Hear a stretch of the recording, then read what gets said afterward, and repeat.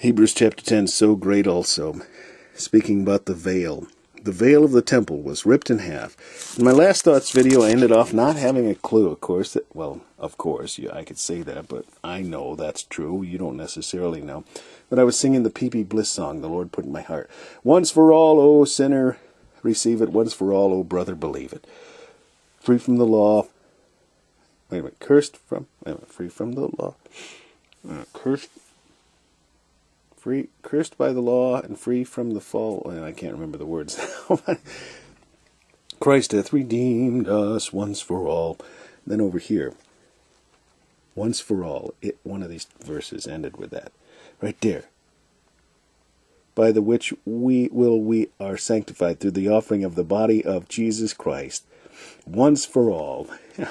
That's great. The Lord had me think of that just before reading that. But then they're talking about the veil of the temple. The veil of the temple was ripped in half so that we might all have access. No longer is it necessary for a high priest to go before God with the sins of the people, because the great high priest, Jesus Christ, who became high priest symbolically, well, not just symbolically, but literally. He already was the high priest. But when the high priest, Caiaphas, tore his garment, he gave up his priesthood. He broke God's law. He is more, at that time and in the Old Testament, more accountable than anyone. And he's supposed to hold to the ordinances of God very thoroughly. Because, he goes in through that veil. He got something wrong. He's hiding from God. God killed him and they drug him out. They didn't hear the little bell tied to him anymore, dinging. They knew he was dust and they pulled him out. But Jesus had to take over the position of the great high priest. So it happened symbolically when the high priest tore his clothes and said, What need have we of any further witness? For we have heard his blasphemy. He denied the Lord in that statement, because Jesus is the Son of God.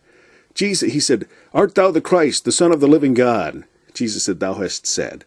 And he denied his confession of salvation that he was actually making right there. He could have said, Thou art the Son of the Most High God.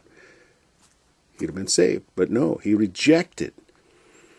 So anyways, he lost his high priesthood. Jesus became high priest. The veil of the temple ripped in half, symbolic of his body, as is mentioned here. He entered into the holiest, Jesus did, with his own blood, into the most holy place, and that he tore the veil. Symbolic of his flesh also. His flesh was torn as we break the bread in communion to remember the sacrifice of our Savior. And we drink of the cup to remember his blood. This is where salvation comes. This is the work of God. Okay, so, there was only one other thing I want to point out. He's talking about those that sinned, and they died in let me just read it here. For if we sin willfully, after that we have received the knowledge of the truth, there remaineth no more sacrifice for sins, but a certain fearful looking for the judgment and fire indignation which shall devour the adversaries. He that despised Moses' law died without mercy under 2 or 3 witnesses. This is what I want to point out. He that despised Moses' law died without mercy under 2 or 3 witnesses. Now, the next chapter we're going to be reading is the Hall of Faith, as they call it. It mentions all these folks who lived by faith. And then you speak about the 2 or 3 witnesses. That's how they died back then, under 2 or 3 witnesses, those that rejected Moses' law.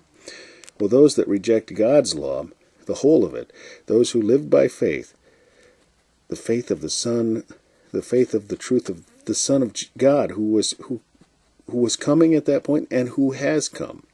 You want to reject that, God's new covenant? Well, then it starts off, which chapter we'll get to, of course, after 11. Wherefore, seeing we are compassed about with so great a cloud of witnesses. Now we've got a lot of witnesses who witness the fact that we are in rejection if we do not accept the faith of Christ and the faith of all these people who looked for the substance of things hoped for, the evidence of things not seen. They had not yet seen Jesus. They only hoped for his coming.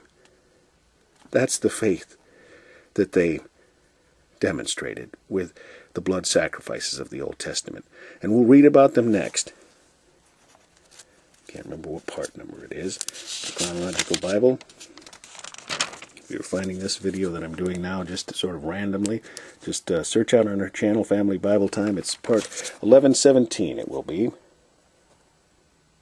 1117.